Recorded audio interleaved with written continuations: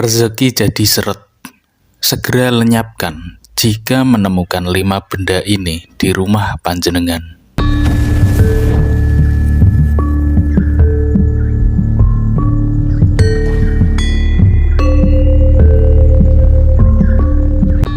Assalamualaikum warahmatullahi wabarakatuh. Selamat datang di channel KJ Semar. Salam sejahtera bagi panjenengan semua dimanapun berada. Semoga kita semua selalu diberikan perlindungan dan kesejahteraan oleh Tuhan Yang Maha Esa. Pada kesempatan kali ini, kami akan mengulas tentang beberapa benda yang digunakan untuk media santet. Jadi, apabila menemukannya di rumah panjenengan, sangat disarankan untuk segera melenyapkannya. Seperti yang sudah kita ketahui bersama, bahwasannya santet ataupun sihir merupakan praktik ilmu hitam yang memanfaatkan keterlibatan jin di dalamnya. Biasanya, para pelaku ilmu santet ini akan terlibat suatu perjanjian dengan jin dan akan memberikan sesuatu sebagai syarat atau tumbal santet. Santet dapat menyerang individu ataupun kelompok yang berasal dari orang lain yang tidak menyukainya. Santet seperti ini biasanya bertujuan untuk mencelakai seseorang atau bahkan menginginkan kematian. Ada pula yang meminta usaha atau perekonomian seseorang menjadi seret dan bangkrut. Santet juga bisa berasal dari orang yang menyukai target dan bertujuan agar disukai targetnya secara instan. Santet seperti ini biasanya disebut sebagai pelet. Sehingga santet bisa membuat orang menjadi celaka atau membuat target menyukai pelakunya secara tiba-tiba dan instan. Menurut Primbon Jawa, ada beberapa benda yang biasa digunakan oleh pelaku sebagai media praktek santet tersebut. Sehingga apabila menemukan benda-benda tersebut, sangat disarankan untuk segera melenyapkannya karena dapat merusak perekonomian menjadi seret, bahkan merusak keharmonisan keluarga. Lantas, benda apa sajakah itu? Nah, berikut ini adalah 5 benda yang biasa digunakan sebagai media santet menurut Primbon Jawa. Yang pertama yaitu tanah kuburan. Tanah kuburan ini kerap digunakan para dukun ilmu hitam sebagai perantara pelancar ilmu santetnya. Biasanya, tanah kuburan tersebut dibungkus menggunakan potongan kain kafan dan dikirim pada malam hari. Pada proses pengiriman santet ini, biasanya terlihat seperti bola api besar yang terbang atau sering disebut dengan banaspati. Tujuan dari santet ini adalah untuk merusak ekonomi dan keharmonisan rumah tangga seseorang dengan cara membuat orang yang berada di dalam rumah selalu merasa panas dan emosional. Yang kedua yaitu rajah. Rajah biasanya berupa sebuah kertas yang bertuliskan tulisan-tulisan acak dan seringkali ditulis dengan huruf Arab.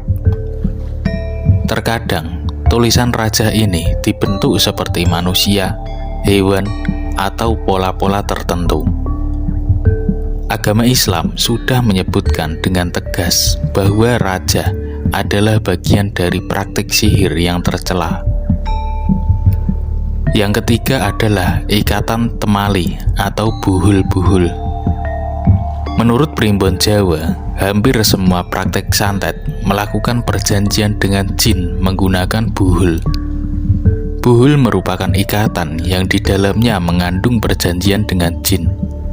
Ikatan ini ukurannya kecil sekali dan tali yang digunakan biasanya berupa rambut, benang, dan lain-lain. Yang mengerikan dari hal ini adalah sang pelaku santet tidak akan menaruh buhul yang sudah dibuatnya pada tempat yang mudah terjangkau. Ada yang ditaruh di pondasi bangunan, dimasukkan ke botol lalu dilempar ke laut, diletakkan di dasar sumur, atau rumah kosong yang hampir tidak dijamah orang. Yang keempat yaitu boneka santet.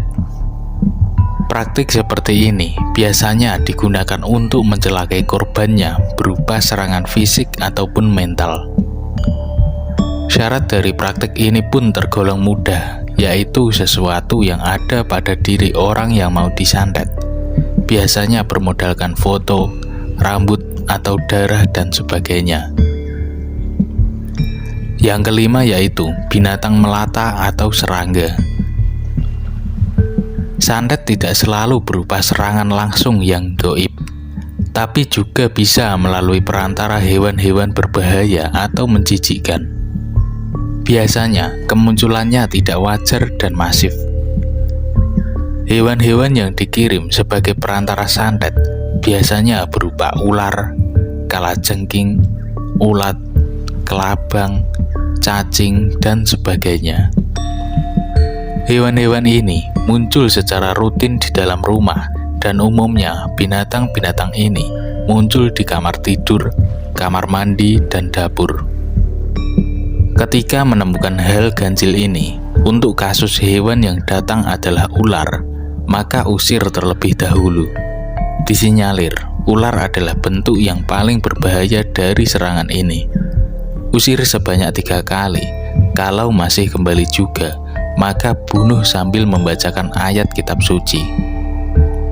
Dengan demikian, jika menemukan media santet tersebut di sekitaran atau di dalam rumah, segeralah untuk melenyapkannya.